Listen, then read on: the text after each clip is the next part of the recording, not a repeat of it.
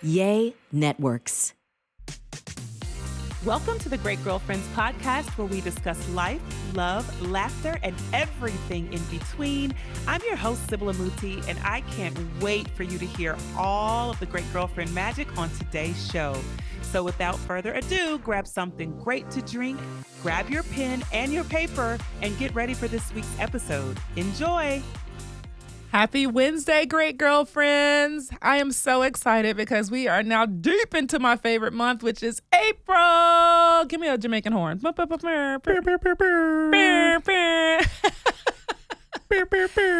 And why is April my favorite month? Oh, because one of the greatest things in the world happened this month. Okay, good. More? Tax day. You better stop it right now.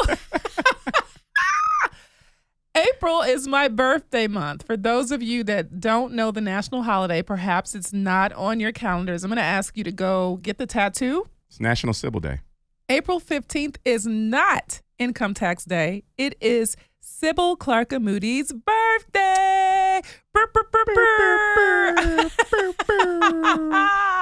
It's my birthday. It's my birthday. Hey. So that makes April my absolute favorite month. And I am so excited because not only are we in my favorite month, we are also recording live from the studio. Yeah, big stuff. Congrats on that. Oh my gosh. It feels so good to be outside of the house. Like to be outside for real, back inside in the studio outside. Like I can't be happier.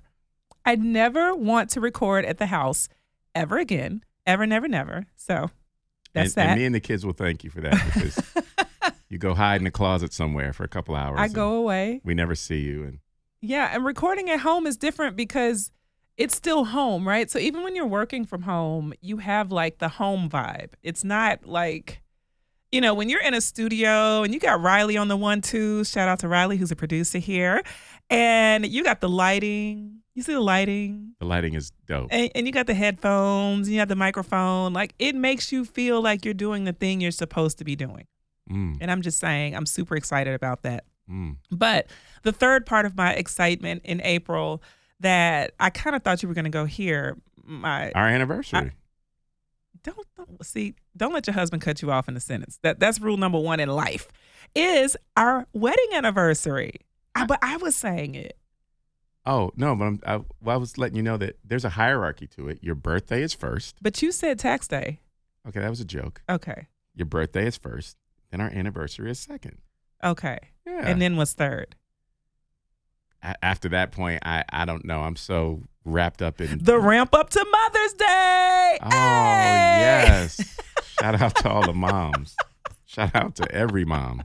Wow. The ramp up to Mother's Day taking place in May. Well, so look, I'm just saying. To my it's credit, all about me. April is all about me. It's like a whirlwind of great events that happen during that time. So forgive me for forgetting Mother's Day, mothers. I'm just normally so wrapped up in National Sybil Day and all of those things that, you should be, as the world should be. As the world should be. Okay, great girlfriend. So now you know this is the most important month. By now you've gotten your tattoo. You're well aware that April 15th is my birthday. And if you're getting my face, and don't act like people don't do tattoos of people they love, because I've seen Martha got the Snoop tattoo. Was that real? It wasn't. I don't think it was real. It was probably temporary though. But it was reflective of her love and adoration for Snoop. Okay? Are we leading somewhere? People get the Cardi tattoo all the time. Like, I've seen a ton of Cardi B tattoos. I'm just saying, for this anniversary, if you happen to get a Sybil tattoo, I would understand why you got it. Got it. I would understand. And I wouldn't judge you. I'd be like, oh my gosh. The question is, where would you like this tattoo? I'm not going to get it, but where, if I were to get said tattoo? So if you ever wanted to show your absolute love, affection, and adoration for a woman who's been with you 21 years. Here we go. Married to you for 17 years. Giving you 2 amazing children. Okay. We're still not done with them, but yes. But up to the date. They're pretty good, right? They're pretty good up till now. Until today. Right. They are pretty dope kids. Right. If you were to get said tattoo, you have to do it like the Cardi fans do. You have to get it on your calf. See, That's like the On only my calf? that's like where they do You that. don't want but guys want like arm and chest or something. I'm gonna tell you something. I want on your calf Why? because when you get older, I feel like your calves are still gonna be like the same size. If you get it on your arms and stuff, I feel like your arms are gonna get like a little softer, and then my face is gonna start getting wrinkles on the tattoo. So I don't want that. Okay, and your back, I don't want because I walk it's gonna a lot. give me fine lines. Oh, because if I And walk a lot, you want it on a body part that is going to consistently get. That's very smart. Yeah, Very smart. yeah. Okay. So I'm just saying, if you were gonna do that, then that would be If the I place were. Got to it. do it. And I know a tattoo artist that could do it. If you want me to make the call. I have a very, very low pain threshold though. Extremely low. Not if you've been with me for all these years. Well, it's a different pain. It's not a needle. Oh my gosh. All right, great girlfriends. Oh, let's not forget it's Resurrection Month. He rose. He sure Hello, did. third day. He sure Went did. down on the first day. Third day he came up. But that one's so where are we ranking now? You 'Cause got now it. That's your system. Now we're killing the ranking. That's your system. You said, I want you to do the ranking. I mean, dude, And Jesus is listening. Jesus has to be first. Okay, so Easter goes above my birthday. I could see how you could think that. Yeah. I could see that. Easter first, Okay. birthday second, Okay. anniversary third, Okay. Mother's Day fourth. Ramp up to Mother's Day is Mother's fourth. Day is Yeah, fourth. okay. It's not like a ramp up. It's kind of like we ease into it. No. we on the hot rollers. We just got to keep going. We are storming in. Anyway, great girlfriends, I thought this would be so special on this episode because one, I have probably my favorite podcast guest. Probably. Okay. Wait a minute. My God. Wait a minute. Probably. I have my absolute favorite great girlfriends guest of all time sitting here with me today. We are celebrating 17 years of marriage this month, which I am incredibly proud of and honored to have spent all of those years as your wife, your best friend, your favorite human, like all of the things that I am to you and, and all the things that you are to me. That's right.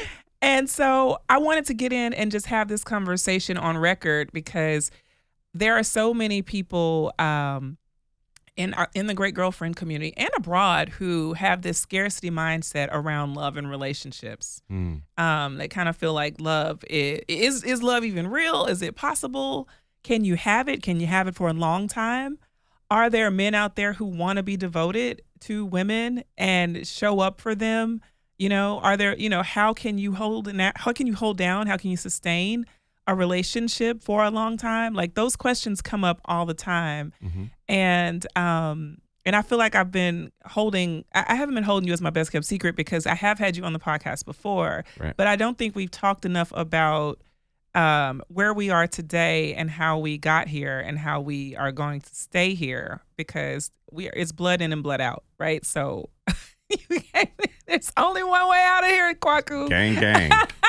It's gang for life. So we've never really sat down and had that conversation. And we recorded some content at year 15.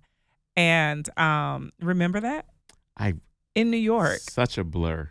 In New York, Jamar recorded. We did a whole video series. We had New York City behind us, the lights. It was looking a lot like Power in the background. Yes. And we talked about love and relationships and all those things. Mm-hmm. But I want to take that content, right? I want to pretend that we did present it. Mm-hmm. And I want to represent it here in conversation. And I want to start asking you some questions that I think are on the minds of a lot of great girlfriend listeners. And great girlfriends, I know how you send those DMs and emails and write in about, episodes after they've aired. We can always revisit because guess what? It's blood out for Kwaku, so he can't like that. There's nowhere I'm going, guys. I'm here. He's available to come on at any given point. But I like having you on because I trust you.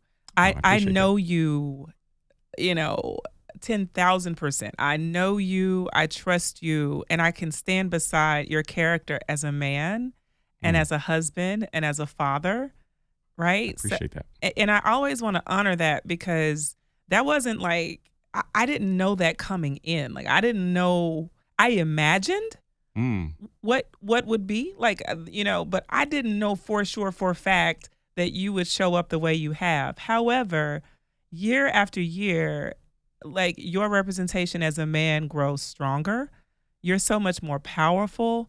I've just seen you respond, be proactive in life, but also your reactions to life have been so reinforcing of like God's vision for who we are. Wow. Thank you. No, I'm serious. And I'm really grateful. I am, because at any given moment, particularly a pandemic, or grief, or even debt, or having, kids under pressure, whatever those cases, you can roll out, right? And I could have done the same thing. Mm-hmm. But the biggest thing about love that I'm learning in the past 4 years, the biggest piece for me has been devotion. Mm. I'm like, you know what?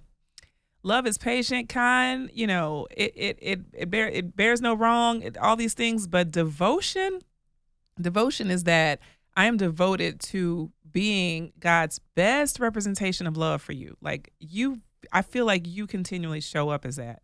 Oh, I appreciate And that. so I want to know how you do it.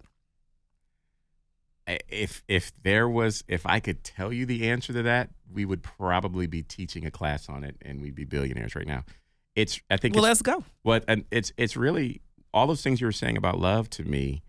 There was one like key thread that was through all of them, and it was that it all relies on presence. Mm-hmm. Like, you have to be present. Like, there are days in a very honest space, in very human way. There are days where I wake up and I just don't. It's not that I don't want to be there for you or the kids or anything like that, but Yeah. you can dive into like selfishness. You can say, I'm feeling this, or this is going on, or something's not working right for me, and I really want things to be going right. But I actually was just having a conversation with a very good friend of mine about this. It's cultivating that positive attitude when things aren't going right. Mm-hmm. Mm-hmm. That's what helps me the most in just being present and being love. Because, there are times like where I'll have the worst day possible, but I still have to come, and I still have to be, and I still Mm-hmm. those, I just don't tend to roll things over. Got it. Yeah. Like, a bad day doesn't roll over into how I treat you or the kids, or it shouldn't. I'm not perfect, but it shouldn't, in my mind, roll over. Like, I can't. Like, I have to expunge it the minute I walk into the door, or expunge it the minute you and I are having a conversation. And if I fall, or if I make a mistake, but one of the things I think that helps me, and I got to give you credit, is it's the environment that we create at home. Yeah, I like our environment. I do. I love our I environment. do. I'm like, home is just, it's such a warm place that I feel is so inviting. I feel like it's safe. I don't think the kids always feel that way. I think sometimes they feel like they have to tiptoe. I mean, they've had great girlfriends. Listen, our kids have sat us down, especially Dylan. Shout out to the one who, Lord, Shout out to my boss. if there's anybody that could crucify us, it's Dylan. She'd be like, listen, y'all are failing. Y'all need to do better. Oh, yeah. Yeah. This is stressful. I'm overwhelmed. And she'll tell us. But the good thing, about when she does tell us, how she's feeling, and that we have our talks as a family and things like that. Mm-hmm. I'm so open. I never want her to feel like home is a space where she has to carry the burden of being. She always talks about wanting to be perfect, or she always talks about, having to live up to high expectations. And we have to remind her that home is not a place where she has to feel a burden of those things. Like, being an achiever is a blessing of hers by nature, but we don't want our house to be a place where anyone feels like everything's stacked against them. But I will keep it completely transparent. When the kids talk to us, I hate it. Oh my God, I hate it. It's so funny because I'm like, kumbaya, like, come kids, let's have this. Yes, tell Let's me more. have a family meeting. And you and Sam's like, no, everything's fine. Leave it. And I'm wondering if it's a boy thing. Is it like might be, because men, we want peace. I just want peace. Like, as long as the boat's not rocking, we're good. We're really good. Now, mind you, the boat could be sinking. Right. But it's not rocking. And that's so interesting because for me, when we have that dialogue, I'm like, we're diving deeper into the connective tissue of our relationship. Right. But sometimes, which is funny, it's really fun because me and Sam see it in you guys. It could be one hair out of place. And it's like, babe, we have to have, it's an emergency right now. We need to get everything together. We're not praying together enough. We're not. And it's fun. And it's real. Because here's where I sit with it now. I would much rather fix, like somebody told me this, said the worst time to fix the roof is when it's raining. Absolutely. Absolute worst time. But when do men like to fix the roof? When it's raining. Right. We literally want to, but you know what happens? But here's the thing that you guys think we don't see it. We walk past the house, oh, there's a hole in the roof. Then we walk by the next day, man, I need to get to that hole in the roof. And we keep walking by. We see it. It's just we have to cultivate the get up and go. And we can never understand it as women because guess what? Every 6 months, I'm having somebody come in and check the roof, right? Like for us, we're more proactive and preventative. We like to prevent fires and storms right? So. Right. But okay. the assumption there is that I'm not fixing other fires. I'm fixing other fires. Well, no one said you weren't fixing other fires. People just wondering if you see the big fire. Like, because hole in the roof, right, becomes a flooded house. Could be. As long as I got a tarp and some duct tape. Oh, wow. Wow. That good Ghanaian man just came out of you. Like, you're going to make it work, huh? I'll make it work. But in the meantime, there's a bunch of other fires that I'm fixing. And some of them, and here's the thing. Here's one side of the thing, because I don't want to make it like it's this, I'm not speaking for all men. I'm just speaking for a few of us. It's that I am at constant war against myself too. Mm-hmm. Like we had a conversation the other day I think was great, and I'm glad that we can talk about it here. It was, I got to share with you some thoughts around a decision I had made that would affect our family. Right. And how it made me feel. Mm-hmm. And the environment that we've created was such that I could do that, and I could do that freely. Now, even though we have that environment, it still took me a while to do it because I have to process it in my head. Because there's always an ego that I'm warring against. Always. And there are times where it serves me, and then there are times when it doesn't. So I have to always be on the lookout. Like I always have to kind of dance with it and make sure it's doing the right thing, make sure I'm doing the right thing. So there's a lot, all that's to say is there's a lot going on under the hood. So that hole in the roof is a priority. It's just not the top priority for me in that moment.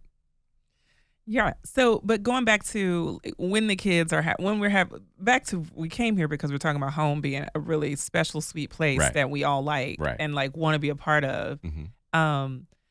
But that's another piece to it is I don't know that there is one right way, right? I don't know right. if the hole in the roof needs to be fixed first or the other 10 fires that you have and the other 10 fires that I have. I don't know that there's one right way. There's just a way. And in partnership, if you're going to have a successful partnership, you're going to have to recognize that your responsibility to your partner is to help fill in holes. Right. Which means in order for our home to be our home, and our marriage is also a home, right? And then our family is a home, and our physical home is a home. Any space where we dwell should be a home. Right. But for that to be the mindset, or for that to be the type of relationship that you have, I think you have to lean into the idea that, you're just as needing in love and support as your partner. So many times in marriages, people think you're doing more for your partner than they're doing for you. Which is so wrong. And people get exhausted. He don't do boom, boom, boom. He never does He didn't call. This is not happening. Bam's not happening. Not enough of this. We're not satisfied here. X, Y, and Z. But there's a list of things that he's covering as well. And I've learned as a wife that I'm probably way more vocal about the stuff that I'm covering. I'd be like, here's a list, bam. And you're like, I just keep my list in my heart. I'm like, yo, that's whack. I need you to. But you don't speak as much about your list. You just handle your list. Right. They don't. Words have never gotten things accomplished to me. Huh. I'm about action. So I'm a podcaster, so words do get things. Well, yeah, they do. They do here. I'm just saying, when it comes to something, I can either talk about what I'm going to do or I can do it. Yeah. So like, for instance, and this is a small one, Very small. Uh-oh. No. I'm This is going good. underneath the This is closest good. bus. This is good. Very small. My beautiful, wonderful, amazing, loving wife loves to eat popcorn in the bed. Wait a minute. Not No. often. Now this is not. But You pick that. You got it. Let me finish. You have to let me Okay. finish. This is good because this turns out really good for you. Okay. Okay. So she'll eat popcorn. Now she's not messy. There's no popcorn kernels in the bed. Nothing. It's like it never happened. Except the only evidence is the bowl next to the bed with the popcorn kernels in it. Right. Now, I could, if I'm and I'm not a clean, neat freak, so this. No, you're but I not. could say like, oh man, there's always a bowl down there and with popcorn kernels, and then she'll take the drink and she'll put the can in there, and it'll be in there, and it could be this wet mess and all this. I could be that person. Or when I see it, I can just pick it up and clean it up. That's a lot. That does a lot more for us than me harping on something. I've always thought this way. Anything that I'm ready to complain about for you is the area where I can step up and teach in that moment, and vice versa. Like it's never going to be. We continue to try to make the other person the adversary instead of the student. Yeah. Well, I mean, and that's another major part of having a devoted, loving relationship. When I think about that, again, devotion, that is that I want to call it that eternal effort to make connection happen for me in relationship. There are no enemies. No. There can't be an enemy in a love relationship. You cannot be my enemy and be my loving, devoted husband. I can't see you as someone who is, a boxing partner. I can't want to spar with you and fight with you and, weaponize your emotions or weaponize your what I could consider wrongdoings. You don't put something where it's supposed to be. You're not where, or whatever the thing is. I don't need to weaponize that against you, because I'm ultimately weaponizing that against the union, against the home, against the safe and happy place that we intended to build. And so I feel like it's so important, great girlfriends, to recognize that, and that's in any relationship. In any relationship, I mean, it happens to show up in our marriage that we understand that there are no enemies in this love space. The enemy is always going to be on the outside. We got a border wall. There, the Amutis, the core four. We have a wall. We have a center. And we have a circle. But we also have values that sit at the middle of that. Yeah. And I think a big key to getting to 17 for us has been like really, really holding true to those values, even when they were very, very uncomfortable. Yeah, there were moments where they were uncomfortable, and you had to, but we kept them top of mind, and we were like, okay, if it's money, okay, what are we going to do? What did we say? Yeah. And then here's the thing: what did we say, and does it still apply? Right. Like, we didn't write these rules on stone tablets. Like, they were literally, okay, let's go back and let's talk through them again. But to me, a value can still apply, but the methodology can change. It's a modality. Right? Like, so to say, like, for example, at our wedding, actually prior to the wedding, was so good because we had amazing counselors, amazing pastors who married us. But we said in our relationship, we would always be focused. Our wedding was great. I loved it. It was beautiful. It was not even what we wanted, actually. We wanted to go to a beach. And if I could go back, they were like, if you could go back, you go to a beach. If I could go back, we would probably do it on a beach, and we would probably listen. Me. I have a you're like, we invest the rest of the money. Exactly, dude. We spent so much. We didn't pay for that, but somebody did.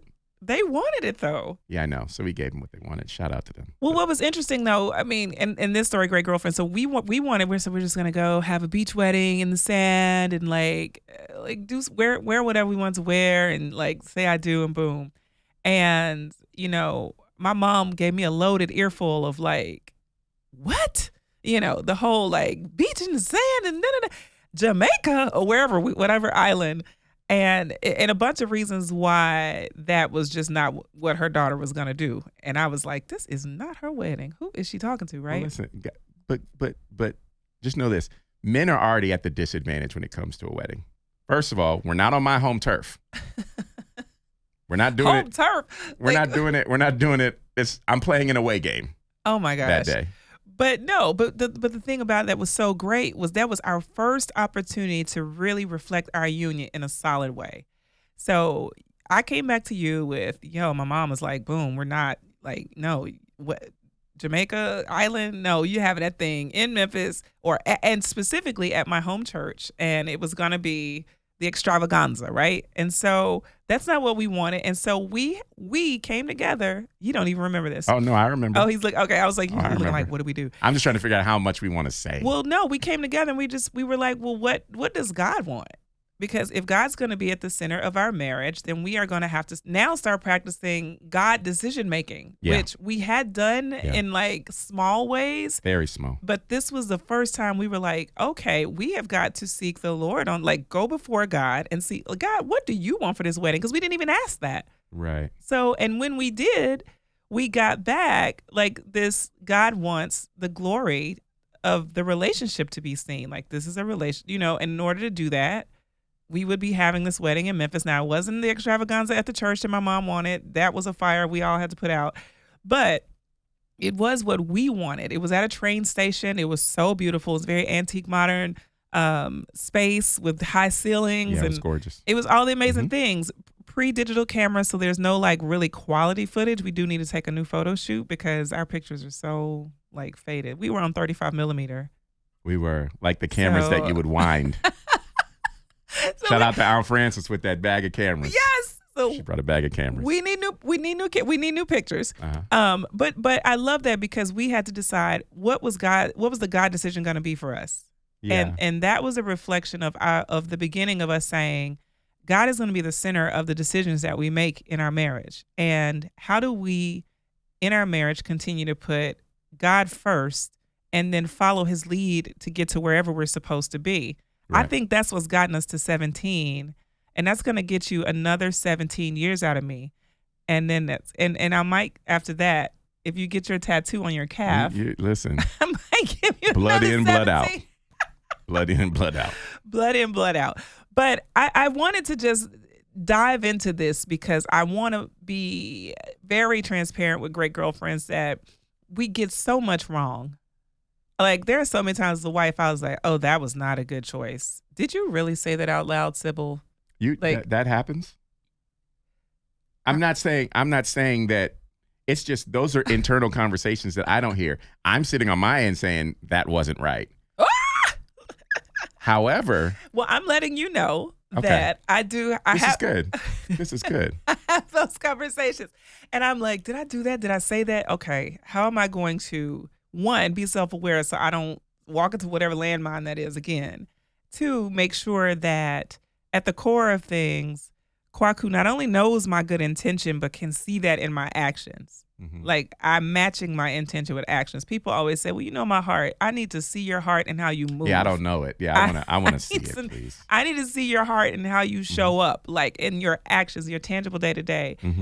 So I wanted the great girlfriends to have a glimpse into 17 because I feel like we're teenagers in marriage. We really are. Like, if we're going for 53, my parents were 53 years married, Right. before my dad passed. If we're going for the long haul, then we are just at we are in the teen years of our relationship. Yeah. And there's so many more chapters that are going to unfold. Yeah, because if you look at your relationship like it was an actual person, Yeah. we've literally just been driving for 1 year. We have our permit.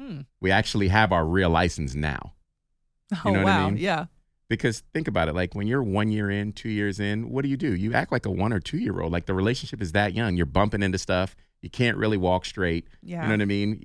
But then what happens is, and you can look at the parallel with that, is at that 1 or 2 year stage, people get very selfish. It's like mine and yours. Yeah. Do you know what I mean? Like, but you look at a 1 year old kid, they're doing the same things. Yeah.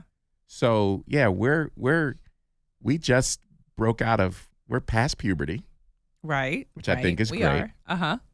And we're just coming to get to know who we could be. Facts. Like we don't really fully know yet, Yeah. which I think is great about what we're doing because we're giving ourselves, like when I wake up and I look at you and I look at all the wonderful things you've done, and shout out to the great girlfriends, because I've been here this whole entire journey. Mm-hmm. You're not the same person you were at the beginning, and that's the blessing and that's the compliment. Because if you were the exact same person, this thing wouldn't grow. Right. But I got to look at that. I got to look at you as a wife and as a partner and as a friend the same exact way. Like, you have to be allowed to grow. You have to be allowed to shift. You have to be allowed to make mistakes. Like, all of these things have to be allowed. Yeah. Those are the prerequisites of our relationship. Yeah. If you don't come to me in all of your humanity, I wouldn't be here. 17 wouldn't happen if we weren't human about it all. Like, so it's great to know that you have those internal conversations with yourself, because even still, if you were to say something off cuff, it's already forgiven. Doesn't feel great, but it's forgiven. Like, we let it go. Okay, cool. I didn't, and sometimes I'll just go and take a drive. Okay, I didn't like that. And but here's the, and your friend groups are very important too when you're married. Absolutely. Yeah. Because like my friend group, shout out to my guys, because we say something to each other every time. Now, do we complain about our wives? Absolutely. 100% How we could do. you? Oh no, What? we do. But here's the thing. We buffet it with this. Here's our disclaimer. Whatever I'm about to complain about, I'm complaining about my own decisions. She wasn't given to me. I chose her. So anything I'm Well. about to say is a reflection of me. And then we go. And we let it go. And you let it go, Like and you that. say something, and then we'll coach each other out of whatever we're in, and then we're done. But it's without, I want to make sure, and we all make sure as a friend group, that we're not bashing our women, because I'm going to be around your wife. You're going to be around my wife. You're going to know some things about me. I'm going to know some things about you, but it's all cool. These are my decisions. I chose her, and at the end of the day, I still choose her. It just so happens, because you don't drive over a speed bump. Well, what do? I'm sorry. When you have a speed bump, you drive over it. You don't just park on a speed bump. No.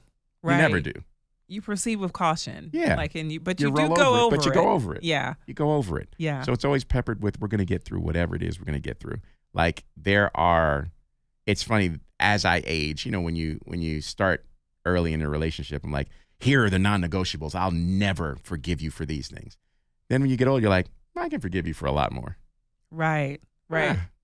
We'll work through it. We're good, because I've invested so much Yeah. time and energy and all of these things, and no one's perfect going in, and Yeah. no one's perfect going out. No. I mean, and the question in those moments becomes, can you handle my brokenness? Like, are you capable of handling me or you in those tender moments? Because those moments do come where you are extremely fragile. Yeah. Yeah. Fragile moments. There are very fragile spaces in marriage. And will you handle me with velvet gloves? Like, with the right gloves? Will you be tender to me when I'm fragile? Well, that's love. That's something I will never stop giving you your flowers for that. You allowed me to, and this was part of us building our space, but you've allowed me to be vulnerable, and you don't look at me differently.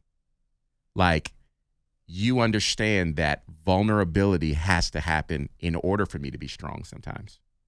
Right. Do you know what right. I'm saying? Yeah. And I think that if I'm speaking for men in a general form, there aren't many of us who feel as though, and it's not always because it's not a woman thing, but we need to be able to break down for a minute. Right. And have you know that the next moment I'll be fine. Yeah. But I need to be able to express this. Mm-hmm. And I need you not to look at me like I'm a weakling. Right. Because I'm not. I'm just having a weak moment. Right. It's just a moment. Right. But that is something that we cultivate in our house, so that, and you see it work, because now the kids will come to us and they will want to express everything, which I don't want to hear, but still, we're building an environment. We're building an environment. And it's not about how I feel about what they're saying about what I could be doing better, because, I want to default to my, the old school parent way. Well, I'm keeping the lights on. But that doesn't work these days. Like, we've got to be a little bit more fluid. fluid. Relationship. Yeah, I'm going for a little bit. Yeah. And I think what's special about that is Dylan will actually, when Dylan is definitely the most communicative Oh, geez, of the four of us. Yes. And even when she starts to share, she breaks into tears probably 3-4 seconds in. And Sam used to have this, like, he would tense up when she would cry. It's like he couldn't take it. Now, I don't know if you've noticed, but he'll come downstairs. Yeah. He used to slide away. Now he'll come in and like he's available to her. Yeah. And slowly but surely, and we never told him to do that. I like that he has made the choice that if he's going to be her brother, he needs to be available to her, even when it doesn't feel good to him. Right. That for me is like, okay, that's a win. I'm going to get a steak because we did good on that. Well, and one time when she was crying, I saw him later on. He walked over and just hugged her. He didn't say a word. He didn't say a word to her. Yeah. He just hugged her. She received it because normally they're at each other's throats, brothers and sisters. And she received it, and then they broke off and walked off. Yeah. And I wanted to make a huge deal about it. Nope. But you can't make a huge deal. They'll never do it again. They'll never do it. Never, ever do it. Kwaku Amuti, I've got to have you back. Listen. I'd love to have you back on. Are you available? Who's your booking agent? How can I get with you? Her name is Sybil. Well, actually, her name is Dylan. Call my booking agent. She'll make sure that we got everything together. She'll make sure my writer is doing well. Okay. Yeah. I have to have you back. This has been a really fun, warm conversation about some of the infrastructure, the interior of our like marriage and our household and our family. And I'd like to have more of this because everyone's building their blueprint from scratch. You can say, well, I didn't come from this household. It doesn't matter. We both had 2 parents, had siblings, whatever be the case. And we still had to create a blueprint that works for us. So it's not about whether or not you had 2 parents in your home, whether or not, they were both involved parents or you grew up only child. At the end of the day, when you're starting in a relationship, it is from scratch with a blueprint that you're curating together so that you can have the family legacy that you want to see.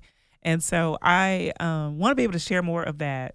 Yeah, I'm completely available. Because I do think you're one of my really good decisions. I'm outside of Jesus, I might be the best decision. You're one of my outside of Jesus. You're one of my good decisions. You're all right with me. I like you. Great girlfriends, we'd love to hear your feedback on this episode. Any questions you might have around love and relationships and marriage and family and blueprints. Any questions you might have for Kwaku or me just around relationships. We want to hear them. So email them out to me, welcome@thegreatgirlfriends.com, so that we can respond to them and bring them to you live on the show. I would love it. It would be fun to do. Well, it's always fun. And it's always fun working with you. So thank you. And thank you for being a great boyfriend. Listen, I'm here. I appreciate Somebody let me in the Great Girlfriends Facebook group, please. Somebody. I'm trying to backdoor into that group. Not happening. Okay. All right. Thanks, great girlfriends. Peace. All right, great girlfriends. Did you enjoy this week's episode of the podcast? If so, would you please give us your amazing review on iTunes? Every single review helps another great girlfriend get plugged into the podcast and the community. Speaking of community, make sure you join our Facebook group at The Great Girlfriends. Follow us on Instagram at The Great Girlfriends and on Twitter at @the_greatgfs. I'm Sybil Amuti and I'm out. Peace.